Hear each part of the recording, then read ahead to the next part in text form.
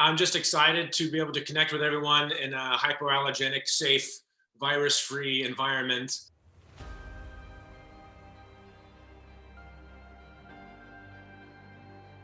Hello, Geek House Show. This is Hassan Mohammed, and I am here with Superman himself, Brandon Routh. Brandon, welcome to the Geek House Show again. It's an honor to have you here with us. Thank you. I'm happy to be a returning guest. Oh, thank you very much. I mean, in our last interview with you, you said something very, very special. In that interview, you said that these heroes unite us and connect us together, even though we live in different places.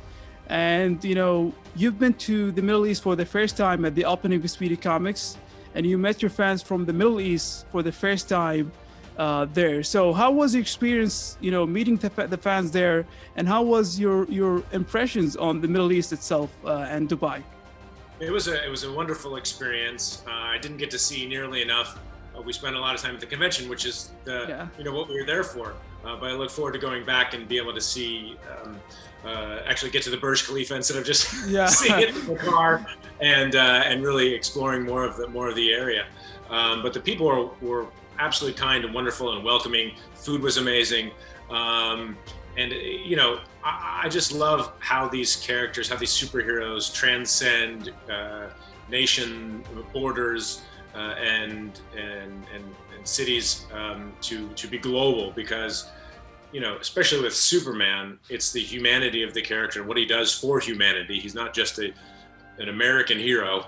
The American way is outdated as far as I'm concerned. It's the Earth, that Superman's here to protect. So I just love that message is received across the world. It makes him such an amazing character. And do you think that this is what Superman represents? It's not just like he's so universal that anyone can be connected to him. Well, absolutely. I mean, Jor-El doesn't say in his speech, the Americans are a great people. Yeah. He's speaking to the Earth. Exactly. The Earth is they're people that just need they lack the light to show them the way, and that is for all of humanity. So of course, it's created by Americans, and at a time when America needed help, and Superman was a big part of helping the war effort and creating patriotism for America, and the fight against injustice. Justice as far as World War II is concerned.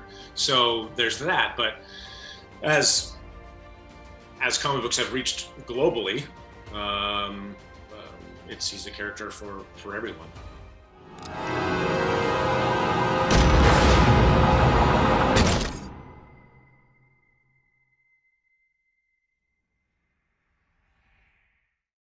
You've played Superman in different, in movies, at the small screen, the big screen.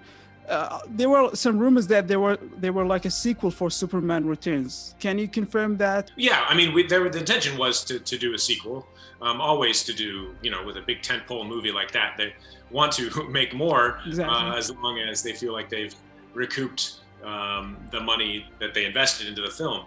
Well, at the end of the day, the studio, Warner Brothers, decided that it was too much of a gamble for them to do a sequel, and the creative entities, the director and the writers, kind of were on to other things, and certain people at the studio who were excited about Superman had left to go on to other projects and other studios, and so it was both the passion and the interest in Superman dissipated, and also the movie didn't, I guess, for them, bring back enough monetary success for them to actually put the trigger on it. But right now, the multiverse is trending, and I'm sure you heard that the Flash movie is gonna tackle this thing, the multiverse. And so, do you think we can see your Superman pop up there? I mean, that, to me, that's always a possibility.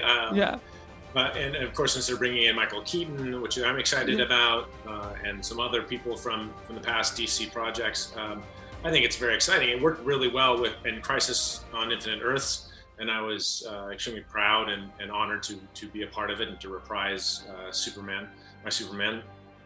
So it's absolutely a possibility. I mean, you can do anything with, everybody lives and dies all the time in those things. Yeah, in the comics, yeah.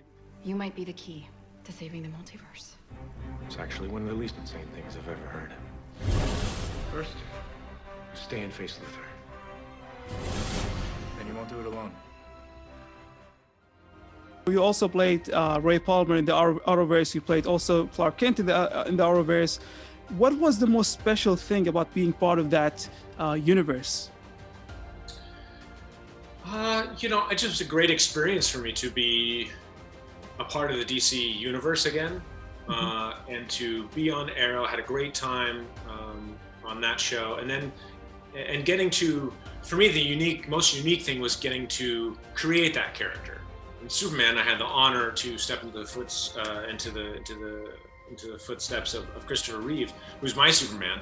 But in Legends with Arrow with Ray Palmer, and then Legends, I got to create Ray Palmer, which was fun and unique and an amazing experience. And so that's one of the coolest parts of it for me.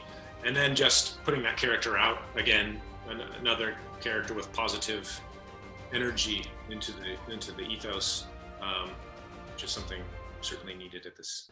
Up there. Is that a bird? It's a plane.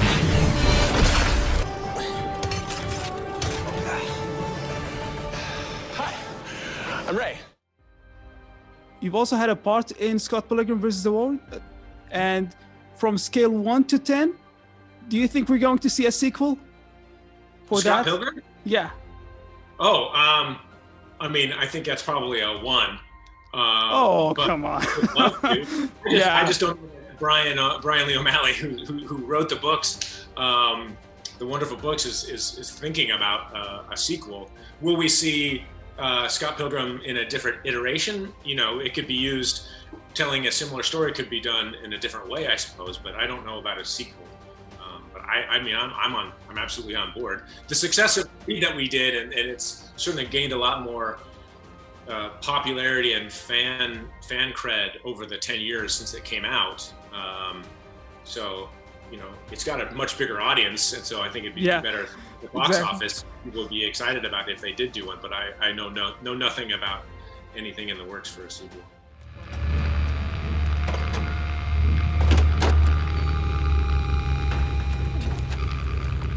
I can read your thoughts. Your wheel is broken. You're through.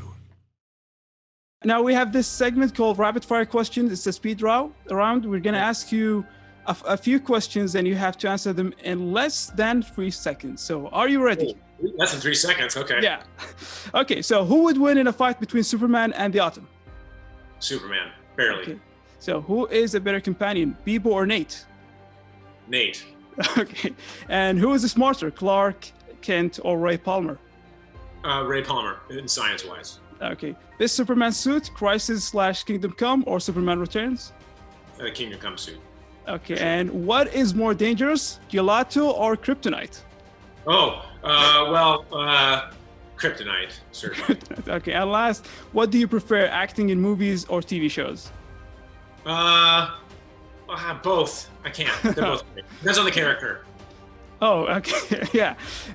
Now, before we end this interview, you're going to see your fans in the Middle East for the second time, but for the first time virtually, because this is the first ever virtual convention in the Middle East. Do you have any final message to your fans in the Middle East before seeing them at Speedy Comics Con? Yeah, I'm just excited to be able to connect with everyone in a hypoallergenic, safe, virus-free environment.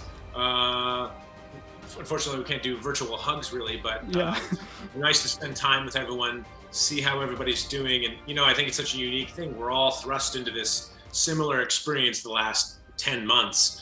And I think that's the unique thing that unites us, no matter our culture or anything about us, the country that we live in. We're united in the fact that we've been through this pandemic together. And so we can, discuss the oddity of that and have fun and talk about all the fun comics and science fiction fantasy that we want. And I'm excited to talk to everybody again and see how everyone in the Middle East is doing.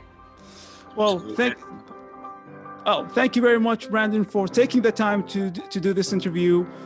We can't wait to see you at Speedy Comics Con. The fans can't wait to see you at Speedy Comics Con again. See you there. Bye-bye. Look forward to it. Bye, Hassan. Bye. Cheers.